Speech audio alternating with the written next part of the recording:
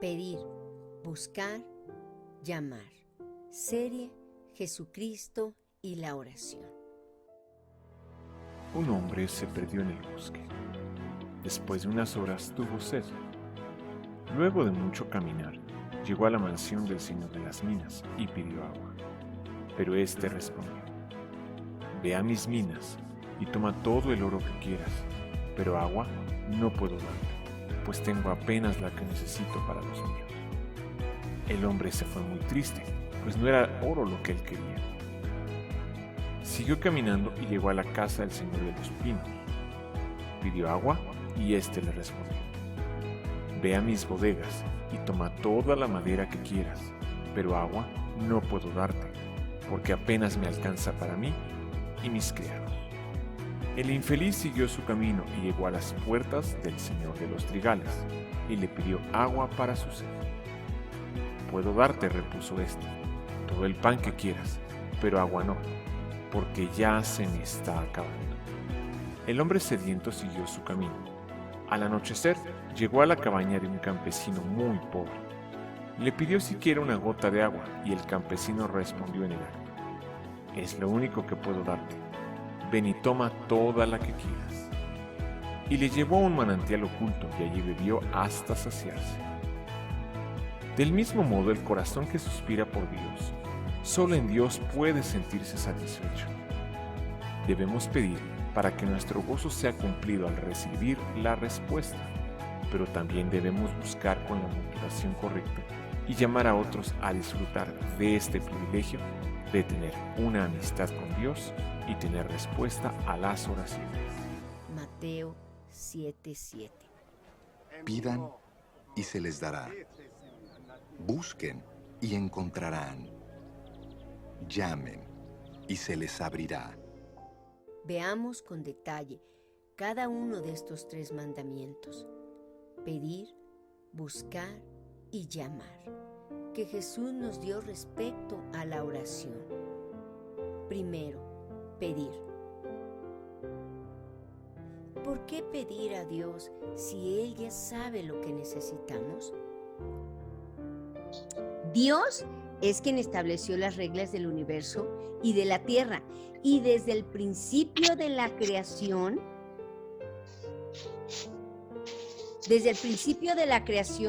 entregó toda la autoridad del planeta Tierra al hombre, el cual, al desobedecer, la entregó al diablo. Y por eso el mundo entero está bajo el maligno y Satanás es el príncipe de este mundo. Y por eso hay caos, confusión, violencia y maldad. Dicho sea de paso, esta verdad contesta el argumento que los ateos e incrédulos utilizan cuando dicen que si Dios existe, ¿por qué hay maldad y caos en el mundo? Esa es la respuesta: que el diablo es quien gobierna el mundo, por eso tanta injusticia, perversidad y maldad. Pero vino Jesucristo y quitó a Satanás toda autoridad, pero estableció su reino en el corazón de los hombres, no físicamente en la tierra.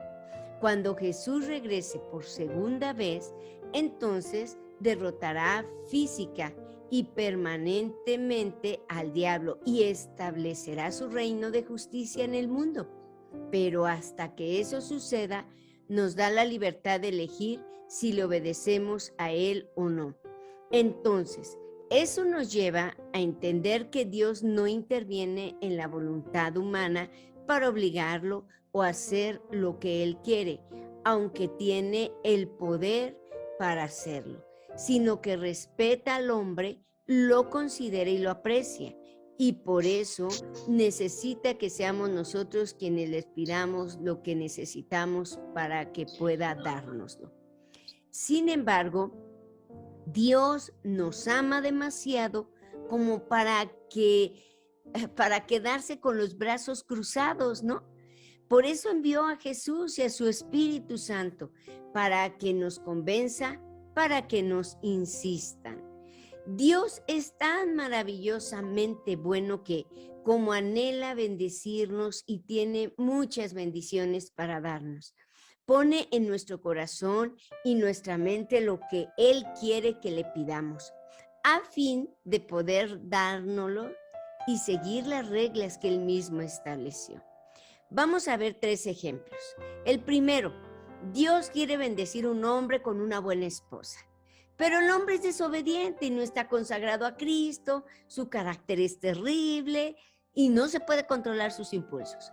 Si se le da, aun cuando el hombre le ruega por una esposa, Dios sabe que lo único que traería a su vida sería más dolor y tristeza.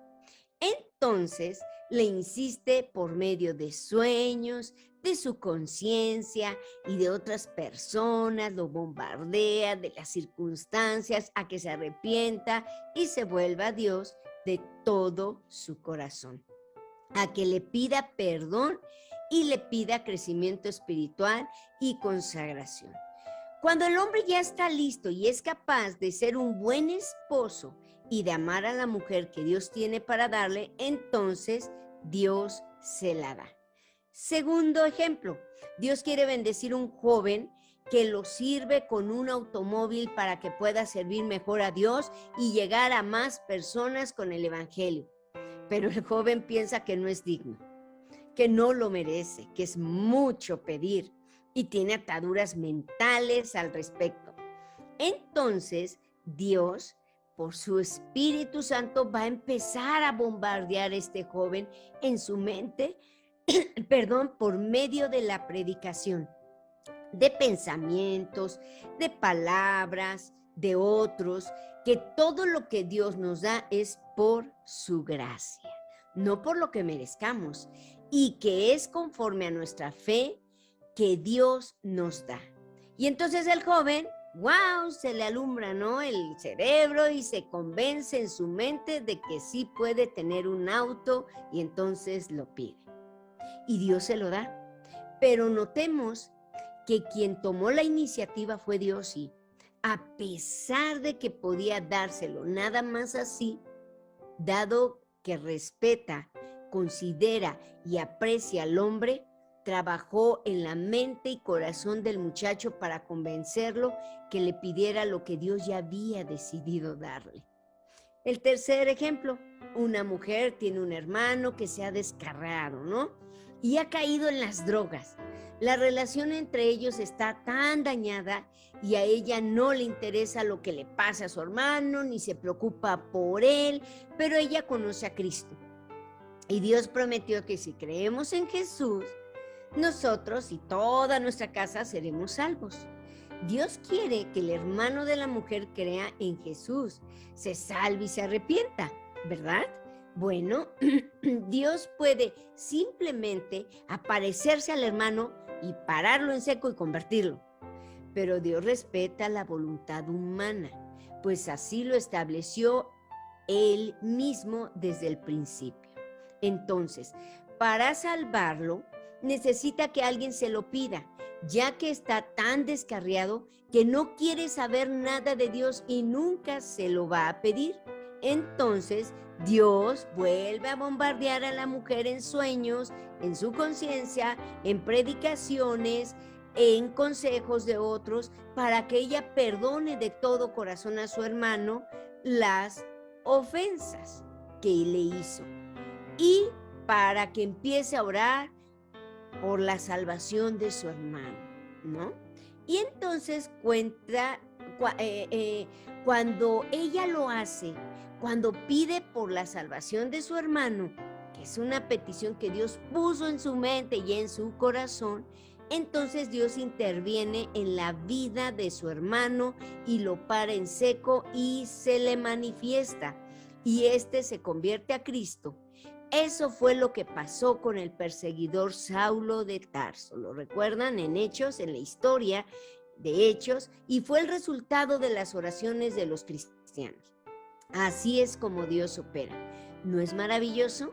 A medida que crecemos en Cristo y lo conocemos, fíjense, vamos descubriendo que todas las cosas por las que hemos orado y pedido son las que Dios, en su infinita compasión, sabiduría y bondad, ha puesto en nuestra mente y corazón pedirlas. 1. ¿Qué debemos pedir? Todo lo que queremos, cualquier cosa buena. Juan 15:7, Mateo 18:19 y 7:11.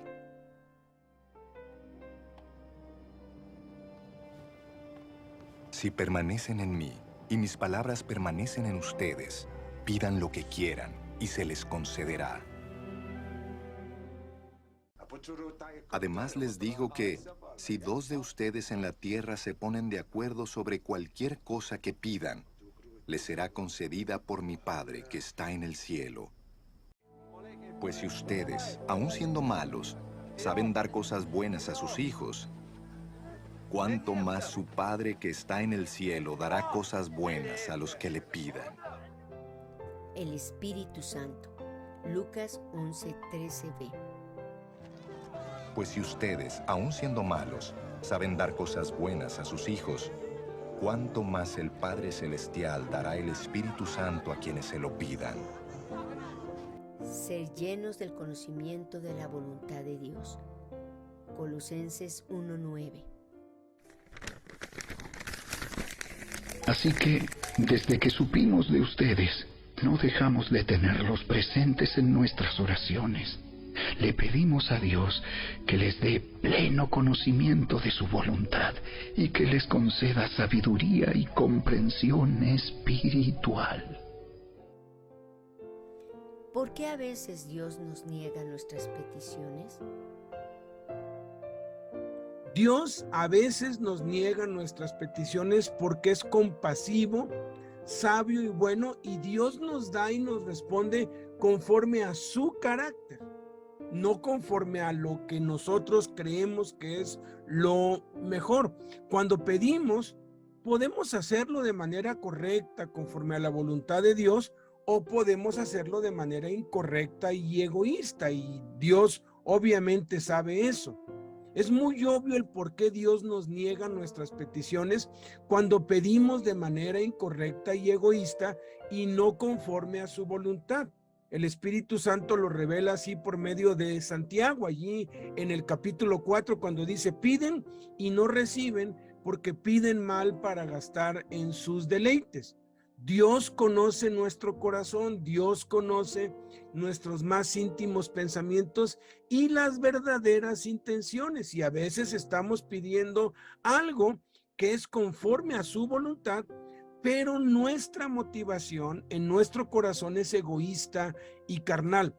2 personas, 2 cristianos pueden estar pidiendo exactamente lo mismo, una necesidad genuina y lícita, como una esposa, como un auto, como una casa, como un trabajo, que son la voluntad de Dios, pero uno lo hace con una motivación e intención correcta y sincera, y de corazón quiere glorificar a Dios y cumplir sus propósitos, pero el otro simplemente lo hace de una manera egoísta y carnal, y Dios sabe, Dios conoce eso.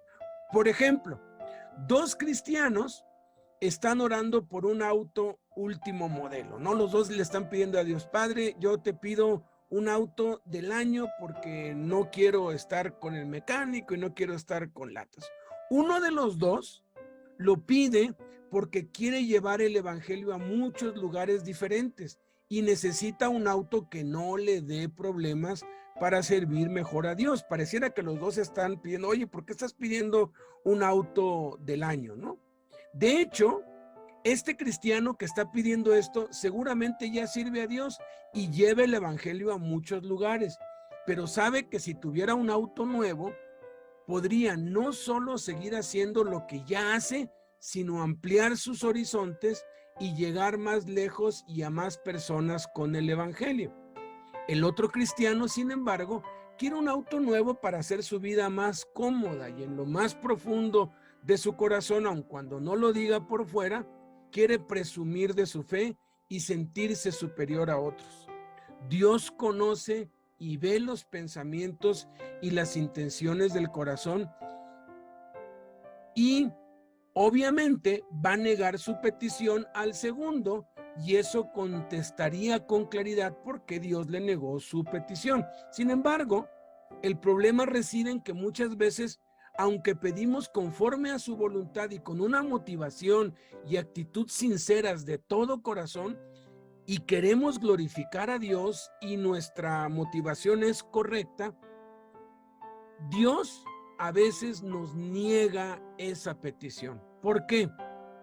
Hay 4 razones por las cuales Dios nos puede negar una petición honesta, sincera y lícita. Primera, porque tiene algo mejor que lo que estamos pidiendo. Yo le pedía una esposa y Dios me la negó muchas veces, porque Dios me tenía esa pues muñequita preciosa que tengo desde hace ya 26 años, ¿no? Entonces, qué bueno que me la negó antes, porque si no, pues bueno, qué caos, ¿verdad? Entonces, uno, Dios a veces nos dice no, porque Él tiene algo mejor que lo que le estamos pidiendo. La segunda razón es porque no es el tiempo aún y nos lo va a dar después.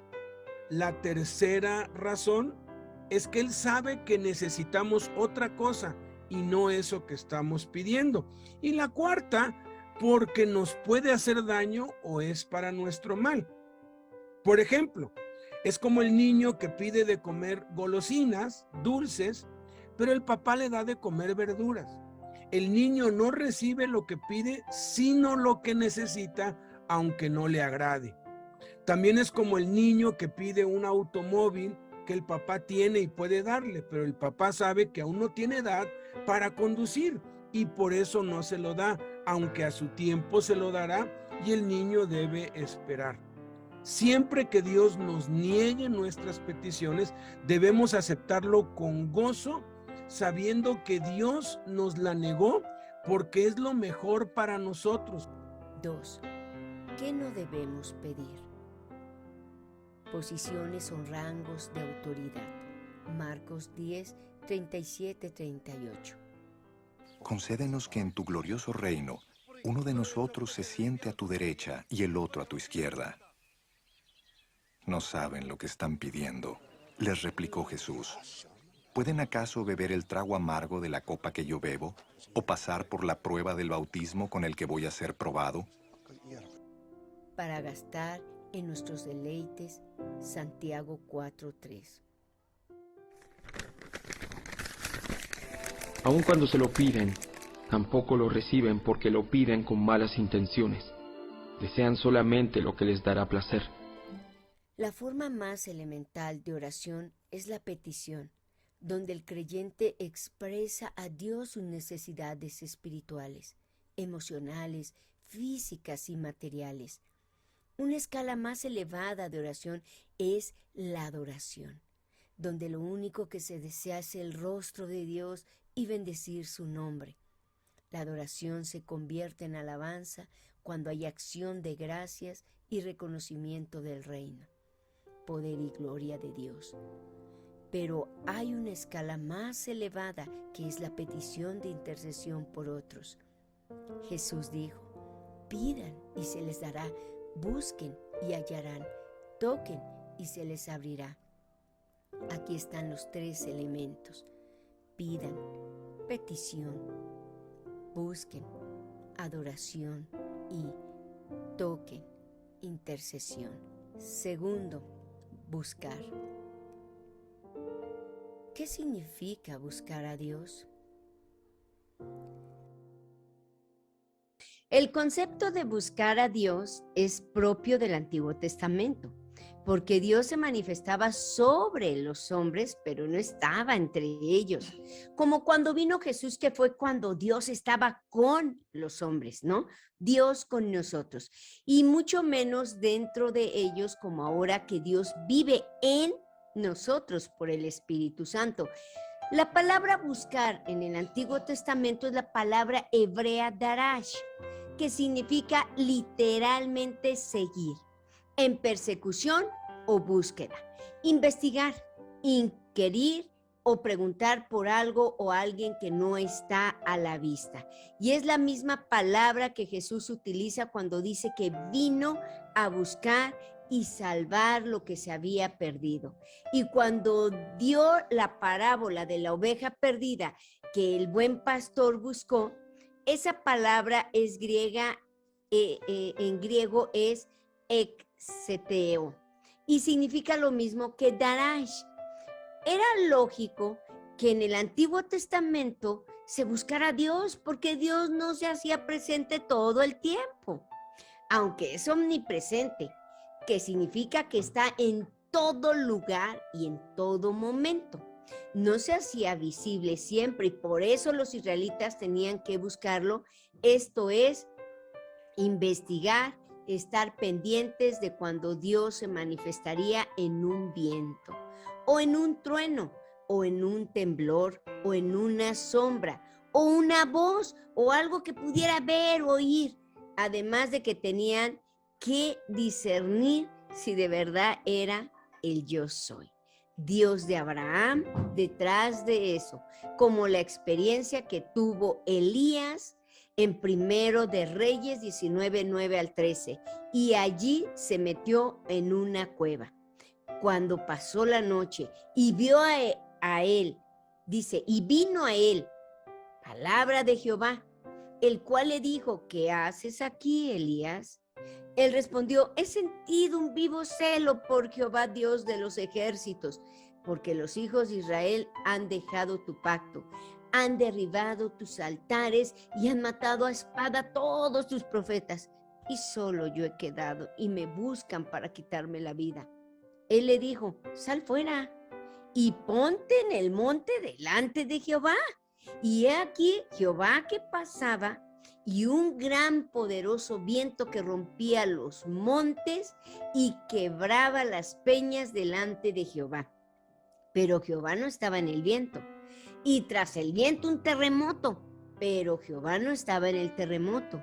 Y tras el terremoto un fuego, pero Jehová no estaba en el fuego. Y tras el fuego un silbo apacible y delicado, y cuando lo oyó Elías, cubrió su rostro con su manto y salió. Y se puso a la puerta de la cueva, y aquí vino a él una voz diciendo, ¿qué haces aquí, Elías? Pero todo eso cambió cuando vino Jesús, Emmanuel, Dios con nosotros, pues Dios se hizo visible en la persona de Jesús y anduvo en medio de su pueblo, tal y como estaba profetizado. Entonces Jesús aseguró, les conviene que yo me vaya, porque si me fuere les enviaré otro consolador, otro igual a mí, para que esté con ustedes para siempre, el cual está con ustedes, pero estará en ustedes.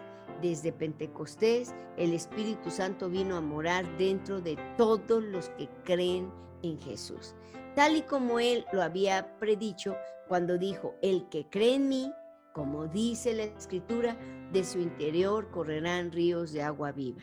Esto dijo del Espíritu que habían de recibir los que creyesen en Él, pues aún no había venido el Espíritu Santo, porque Jesús no había sido aún glorificado. Esto significa que desde que recibimos a Jesús, el Espíritu Santo vino a morar dentro de nosotros, y por medio de Él, Padre y Jesús vive en nosotros, lo que significa que Dios vive en ti y en mí, en nosotros. Está la presencia de Dios las 24 horas del día, los 7 días de la semana. Entonces el término buscar a Dios no se aplica en el Nuevo Testamento. En la gracia, porque Dios está en nosotros y nosotros estamos en Él. En el versículo, en todo, fíjense, el único versículo en todo el Nuevo Testamento donde parece decir que debemos buscar a Dios es en Hebreos 11:6, que dice, pero sin fe es imposible agradar a Dios, porque es necesario que Él que se acerca a Dios, crea que le hay y que es galardonador de los que le buscan. La palabra en griego para buscar aquí es exetousin, que literalmente significa escrutar, explorar, y es muy diferente a la palabra darash en hebreo. La diferencia fundamental en que darash tiene que ver con algo que no está a la vista, que no está presente, y exetousin está relacionado con al que está presente, a la vista. El pastor que busca una oveja que se ha descarriado no la ve y tiene que ir tras ella, pero también puede buscar una oveja de entre su rebaño, de entre las que sabe que tiene en su corral, para alquilarla o asearla. Entonces, en Cristo ya no buscamos a Dios, sino más bien buscamos lo de Dios, o buscamos de Dios todo lo que tiene para nosotros. Es como el que no tiene una computadora y busca para poder usarla. Eso es el Antiguo Testamento, buscar a Dios. Pero el que tiene una computadora busca de ella todo aquello que le puede ser útil y todo en lo que puede beneficiarse de ella. Esto es buscar de la computadora lo que necesita, pues ya la tiene. Eso es buscar a Dios en la gracia. Es incorrecto buscar a Dios en el sentido de no saber dónde está, pues Él está en nuestro corazón y dispuesto a escucharnos. Más bien, la expresión debería ser buscarlo de Dios. Primero, ¿qué debemos buscar al orar? El reino de Dios y su justicia. Mateo 6:33.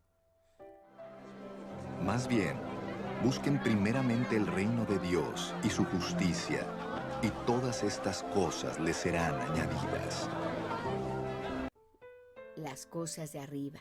Colosenses 3:1.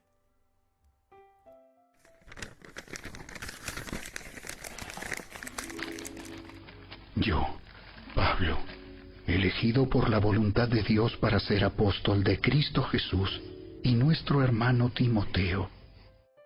Los que están perdidos. Lucas 19:10. Porque el Hijo del Hombre vino a buscar y a salvar lo que se había perdido.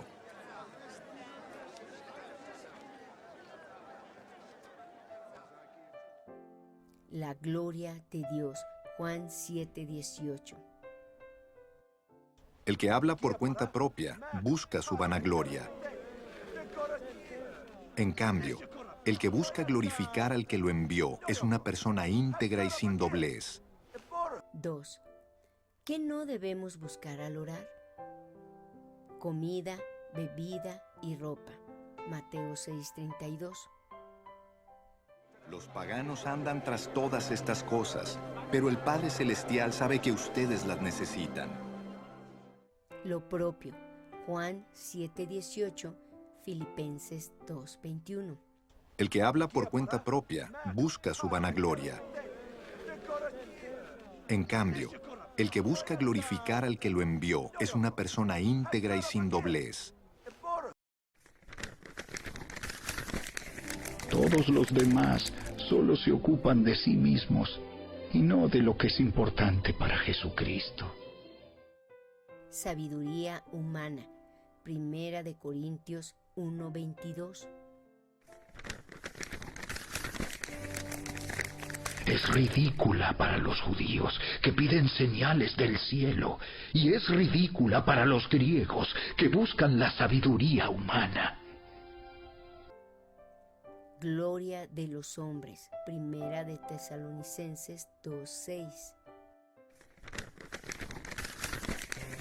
En cuanto a elogios humanos, nunca los hemos buscado ni de ustedes, ni de nadie. El cristiano que no obedece a Jesús por ignorancia o rebeldía, descubrirá que toda la vida sufrirá, especialmente en su vida de oración. Vivir correctamente significa orar correctamente. Buscar de Dios te beneficiará en esta vida. Todas las cosas que Jesús dijo tenían sentido y por lo tanto hace que nuestras vidas sean mejores. Él lo puso en las siguientes palabras en Juan 10:10. El propósito del ladrón es robar y matar y destruir. Mi propósito es de darles una vida plena y abundante. O sea, que Él quiere que vivamos vidas plenas. Otra enseñanza para que vivamos mejor está en Mateo 7:12. Jesús dijo: haz a los demás todo lo que quieras que te hagan a ti. Esa es la esencia de todo lo que se enseña en la ley y en los profetas. Esta enseñanza tiene sentido aplicarla. La sociedad, los matrimonios y todo el mundo en general estaría mejor si viviéramos conforme a esta enseñanza de tratar a los demás de la manera que queremos ser tratados.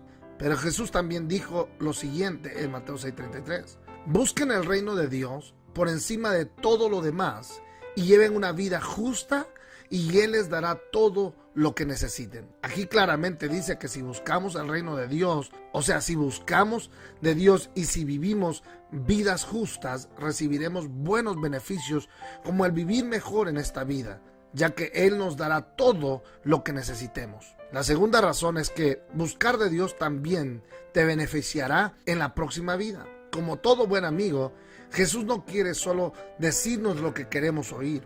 Él vino a decir la verdad, aunque no la queramos aceptar. Y la verdad es que hay un cielo y un infierno. Eso es lo que enseña la Biblia. Pero la buena noticia es que Jesús vino para salvarnos de toda condenación y del infierno. Él ya hizo todo el duro trabajo. Nosotros no tenemos que hacer nada para ganarnos la salvación. Jesús lo hizo todo en la cruz del Calvario. Mira lo que dice Gálatas 1:4. Tal como Dios nuestro Padre lo planeó, Jesús entregó su vida por nuestros pecados para rescatarnos de este mundo de maldad en el que vivimos. Por lo tanto, dice Romanos 8:1-2, ya no hay condenación para los que pertenecen a Cristo Jesús. Y porque ustedes pertenecen a Él, el poder del Espíritu que da vida los ha libertado del poder del pecado, que lleva a la muerte. Entonces, ya sabes por qué buscar de Dios. Y es que es por nuestro bien. Buscar de Dios nos beneficiará en esta vida y en la siguiente. Así que sigue buscando de Dios. Llamar. ¿Qué es la intercesión y por qué es tan importante? Bueno, interceder básicamente es pedir algo a favor de otro. Nosotros como padres intercedemos mucho por nuestros hijos, ¿verdad? Hablamos con un amigo, oye, mira, mi hijo está buscando empleo, dale pues trabajo allí en tu empresa, ¿no? Eso es interceder, lo que hacemos los padres por los hijos cuando le pedimos a alguien que le haga un favor o le dé algún beneficio por causa nuestra, ¿no? Ahora sí que lo estamos haciendo, mira, ya que somos cuates, apóyame, ¿no? O aquel que procura la reconciliación en un matrimonio, ¿no? Y la esposa pues falló y uno va y habla el esposo pues falló, la esposa no quiere saber nada de él y uno va y habla por el hermano o por el amigo y le dice, mira, dale otra oportunidad, él está arrepentido. O sea, interceder básicamente es eso. La intercesión tiene que ver básicamente con pedir a Dios, pero pedir a Dios por otros. Cuando pedimos en oración por otros, estamos intercediendo. La intercesión también está relacionada en la Biblia con pedir específicamente por la salvación de los que están sin Cristo. La intercesión es muy importante porque no solo nos saca de nuestro egoísmo individual, de solo pedir a Dios por nuestras necesidades y las de nuestra familia, como ese juego del bote, ¿no? 1, 2, 3 por mí y por todos mis amigos. O sea, nada más pide uno por uno y por los propios y el mundo que se caiga. No, debe extenderse a pedir por las necesidades de nuestros hermanos en Cristo, de amigos, vecinos, familiares, conocidos, hasta extenderse a las autoridades y a todo el mundo. Todo el mundo se queja de las autoridades, pero no oran por ellos. Tenemos que orar por las autoridades porque es lo que el Espíritu Santo nos manda. De hecho, nos manda y nos exhorta a orar por todo el mundo. Dice que debemos hacer rogativas, oraciones, peticiones y acciones de gracias por todos los seres humanos, por todos los hombres. Luego especifica por los reyes y por todos los que están en eminencia para que vivamos quieta y reposadamente en toda piedad y honestidad, porque esto es bueno y agradable delante de Dios nuestro Salvador, el cual quiere que todos los hombres sean salvos y vengan al conocimiento de la verdad. Cuando la violencia se desborda en una ciudad o en un país como lo estamos viendo, eso simplemente denota muestra que la iglesia no está intercediendo, porque la intercesión hace que haya paz en donde uno vive. La intercesión es el nivel más elevado de la oración y es lo que nos hace ser semejantes a Jesucristo, porque desde hace 2000 años que fue llevado a la diestra del Padre, Jesús vive para interceder por nosotros. El ministerio de Cristo en el cielo es interceder por ti y por mí, para que nosotros intercedamos por otros y por las autoridades, por todos los sectores de la sociedad, gobierno, empresas, negocios, hospitales, escuelas, cárceles, orfanatorios, albergues, guarderías, etcétera, etcétera, y por todos los países del mundo. Hay algunos pesimistas que dicen que no tiene caso orar por los países, porque piensan que nuestras oraciones no pueden hacer ninguna diferencia o no tienen ningún poder o influencia en los países, pero ¿sabes qué? Se equivocan rotundamente.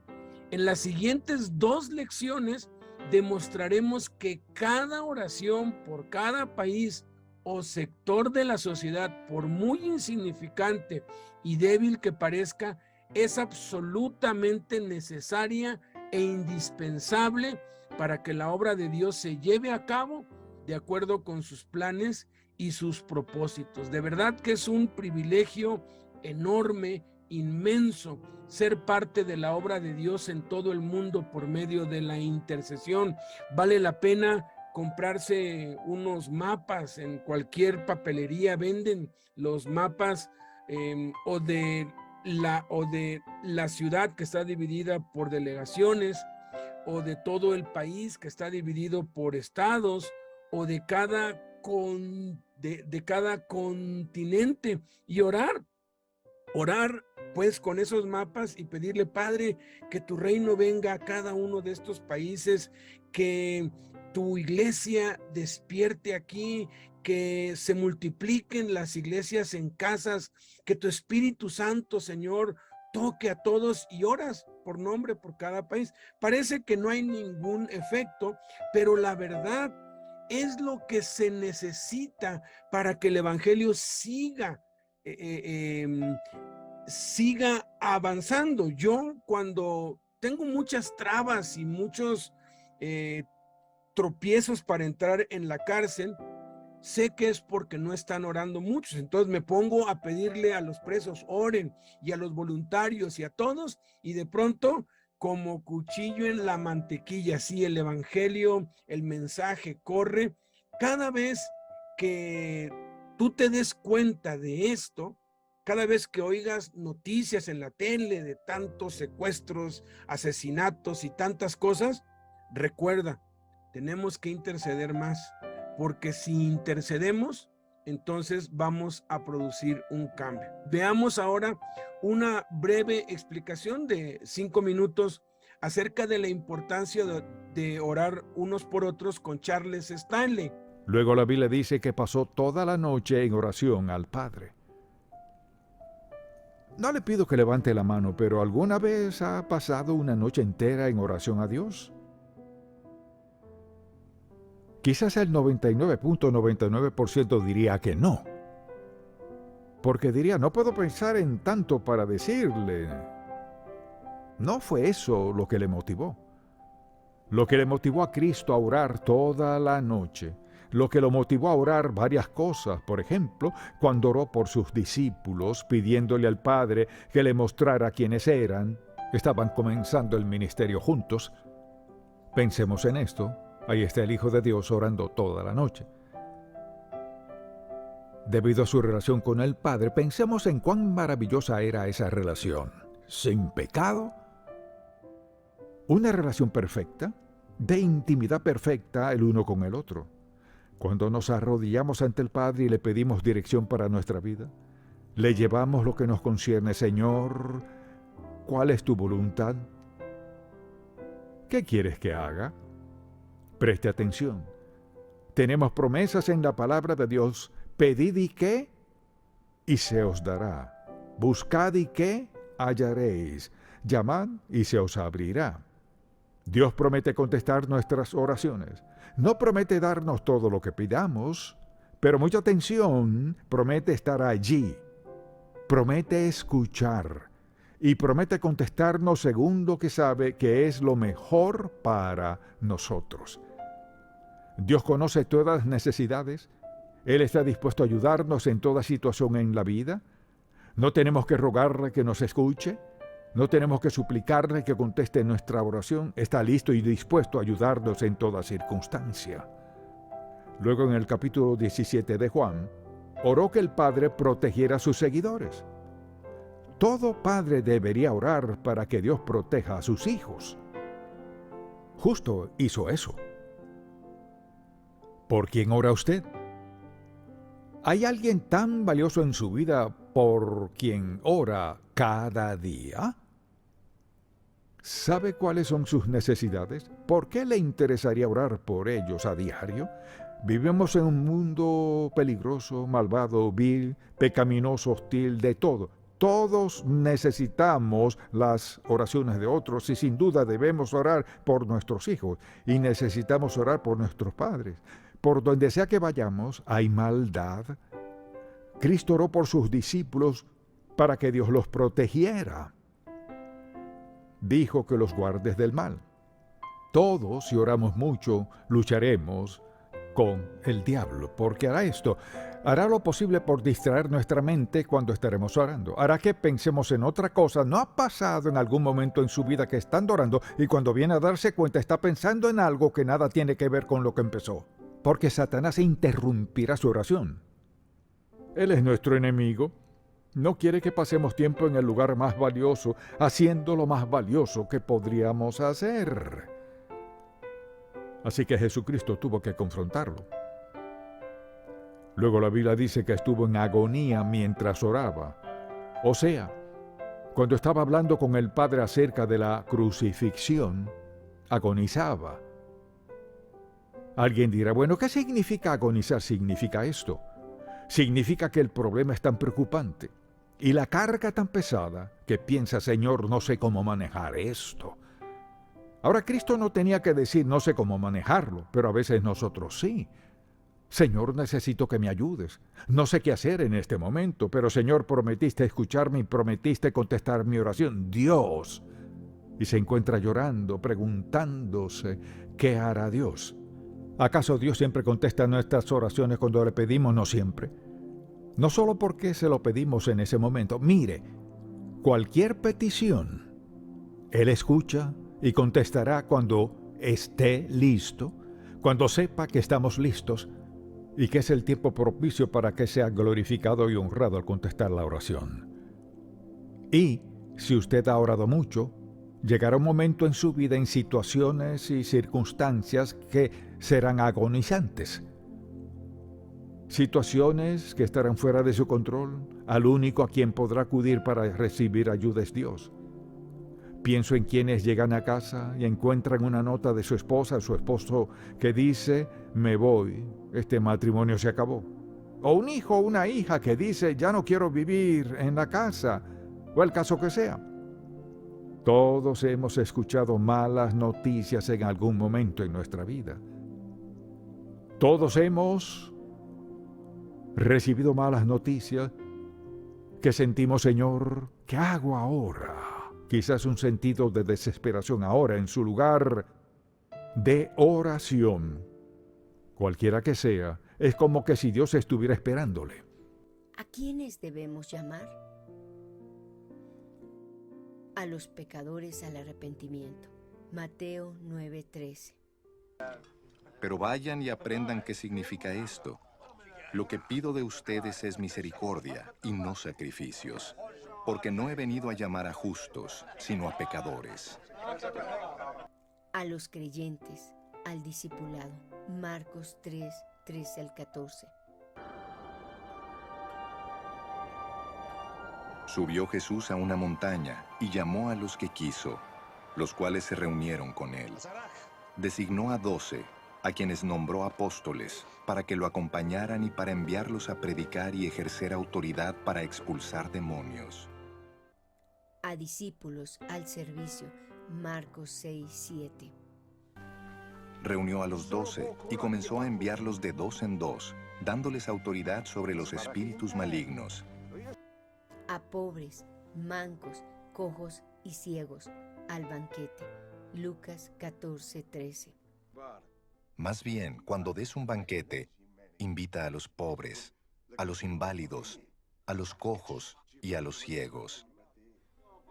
A los enfermos para ser sanados. Lucas 13:12-13. Cuando Jesús la vio, la llamó y le dijo: Mujer, quedas libre de tu enfermedad.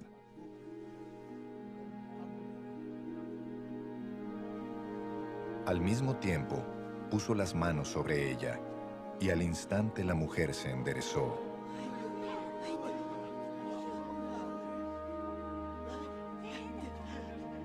Y empezó a alabar a Dios. Pedid y se os dará, buscad y hallaréis, llamad y se os abrirá. Porque todo aquel que pide recibe, y el que busca halla, y al que llama se le abrirá. Generalmente cuando escuchamos esta promesa, la gente suele pensar que es un cheque en blanco girado al portador y que podemos pedir conforme a nuestra humana carnalidad y no conforme a la voluntad de Dios. Este es el punto donde la mayoría de la gente se frustra al no recibir el auto, la casa o el dinero que quiere. Este es un error bien grave, porque piensan que entre más oren por estas cosas, Dios va a conceder sus vanos deleites carnales. Lamento decirte que esto no funciona así. Pedid y se os dará. Muchos se preguntan, ¿entonces cómo tenemos que pedir a Dios? La Biblia dice que tenemos que pedir conforme a su voluntad. Y esta es la confianza que tenemos en Él, que si pedimos alguna cosa conforme a su voluntad, Él nos oye. Pero muchas veces pedimos según nuestra necesidad, pensamientos e incluso caprichos. La mejor manera de saber la voluntad de Dios es conociéndolo a Él, mediante la oración y la lectura de la palabra. De igual manera que para conocer a una persona es necesario pasar tiempo con ella, así es con Dios. Para conocerlo necesitamos decisión y esfuerzo. Buscad y hallaréis. Esta sin duda es una gran promesa. Te voy a dar 3 ejemplos de quienes buscaron la voluntad de Dios. Abraham. Este era un hombre que buscaba la presencia de Dios cada día. Debido a esta cercanía, le fue dada la promesa de ser padre de multitudes, aun cuando su esposa era estéril. Además, Jesucristo nació del linaje directo de este hombre, sin olvidar que era muy próspero económicamente. David. Era una persona que la Biblia lo describe como un hombre conforme al corazón de Dios. Imagínate, David buscaba la presencia de Dios desde muy temprano. Halló el favor de Dios siendo ungido como rey de Israel delante de sus hermanos, dándosele la promesa de que su descendencia reinaría para siempre, cumpliéndose la palabra en Jesucristo. Daniel. Este profeta es otro ejemplo de una búsqueda de Dios en todo momento y de la fidelidad de su palabra. Daniel nunca pensó en ganarse el favor de los hombres, pero sí el de Dios, aunque esto le costara la vida. Dios honra a quienes le honran. Daniel fue el segundo al mando durante 2 imperios. Le fue dada revelaciones mesiánicas y sobre el fin de los tiempos. Llamad y se os abrirá. La Biblia en este pasaje nos enseña que debemos llamar a la puerta. El pecado fue el encargado en cerrarla. La llave para abrir es la oración.